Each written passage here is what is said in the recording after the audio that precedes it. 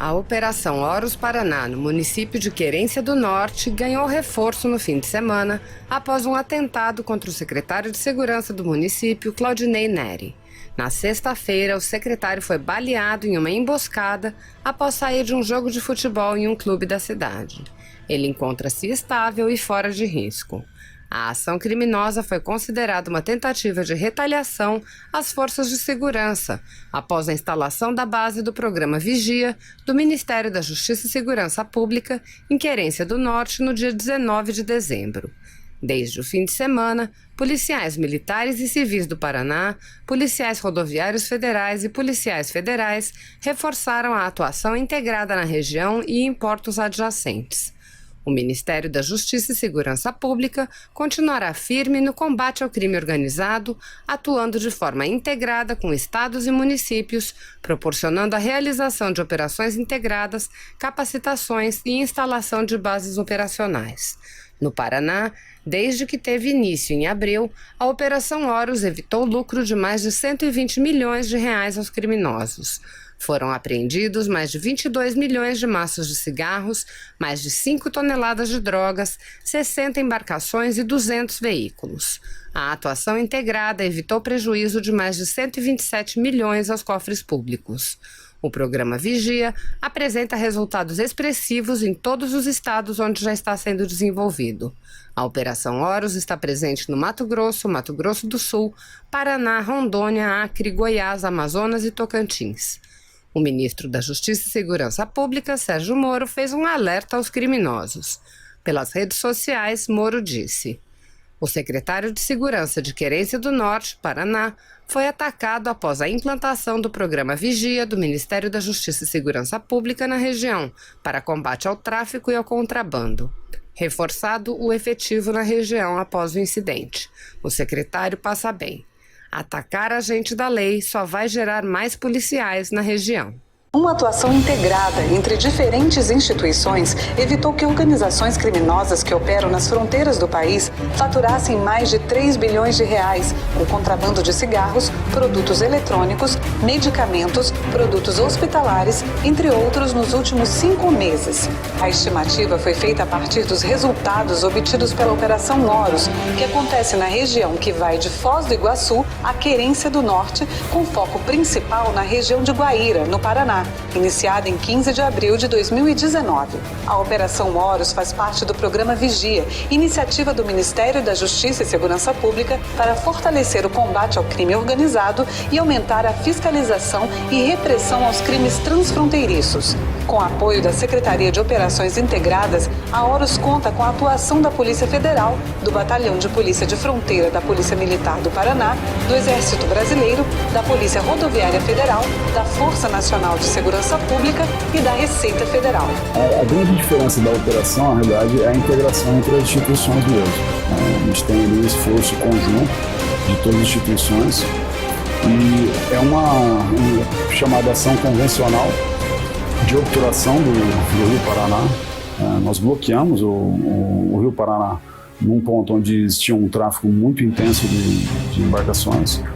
E num outro ponto do rio foram feitas várias ações, chamadas de ações de reconhecimento em força, ou ações de patrulha rural, onde as equipes desdobradas no terreno, elas conseguiram um êxito muito grande em relação a apreensões e prisões nesse primeiro momento. Desde o início da operação, a Horus apreendeu 112 veículos e 42 embarcações usadas pelos criminosos, mais de 15 milhões de maços de cigarros, 3.400 quilos de drogas e 200 quilos de agrotóxicos contrabandeados. 74 pessoas foram presas e 4 menores foram apreendidos. As apreensões totalizaram mais de 80 milhões de reais de prejuízo aos criminosos, evitando o prejuízo de 73 milhões aos cofres públicos, considerando multas e tributos. Foram mais de 30 mil viagens de barco impedidas, o que bloqueou a inserção de mais de 750 milhões de maços de cigarros contrabandeados no país, o equivalente a cerca de 3 bilhões de reais que seriam movimentados pelos criminosos.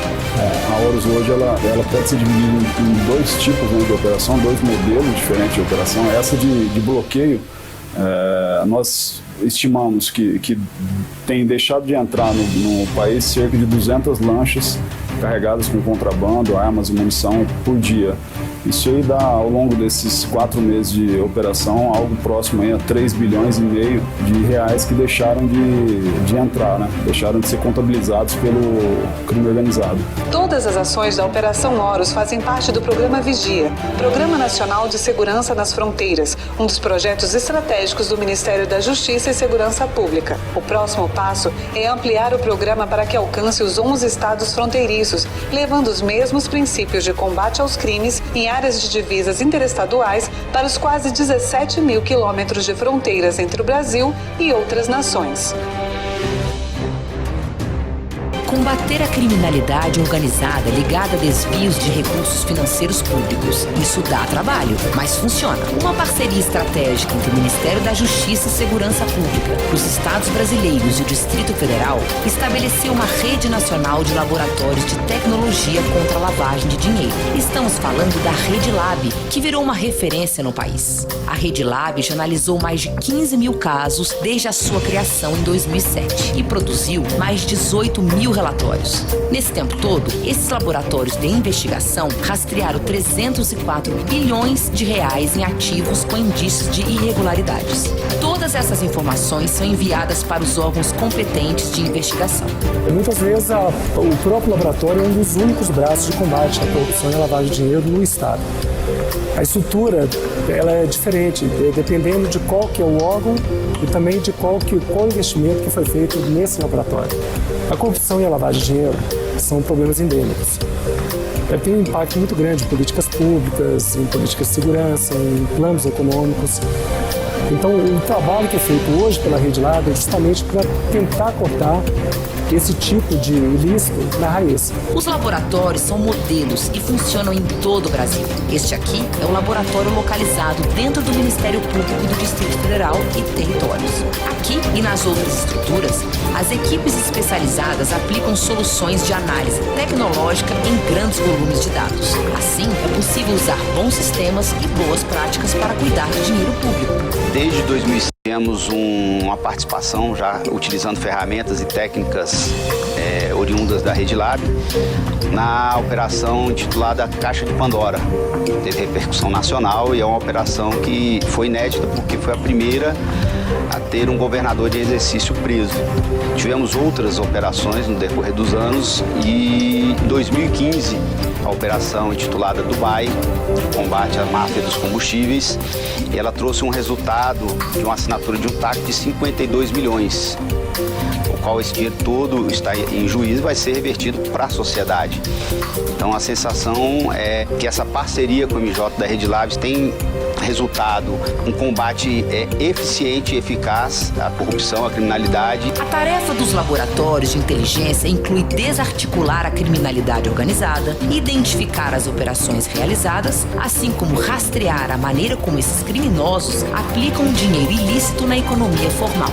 A Rede Lab ela decorre de uma meta da INCA, da Estratégia Nacional de Combate à Lavagem de Dinheiro e Corrupção, que também funciona dentro da RCI, e ela surgiu de uma necessidade de se aprimorar as investigações que eram feitas sobre lavagem de dinheiro e corrupção, dotando as unidades da Rede Lab de ferramentas necessárias à análise de quebra de sigilo bancário, fiscal e cruzamentos de dados. Os crimes podem ser dos mais variados. Geralmente o laboratório está voltado mais à lavagem de dinheiro, que pode ter como antecedente qualquer crime doloso.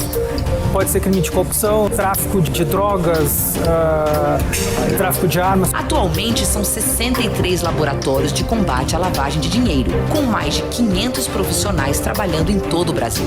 O Ministério da Justiça, as polícias civis e o Ministério Público, além de outras instituições, se reuniram para compartilhar práticas exitosas surgidas dentro dos laboratórios estaduais, como governança de dados, ferramentas e sistemas de Big Data e inteligência artificial. Vale destacar que a principal característica da Rede Lab é o compartilhamento de experiências técnicas e soluções voltadas para a análise de dados financeiros. Com isso, o Brasil consegue, com o esforço coletivo de várias instituições, prevenir e detectar a lavagem de dinheiro, a corrupção e outros crimes relacionados.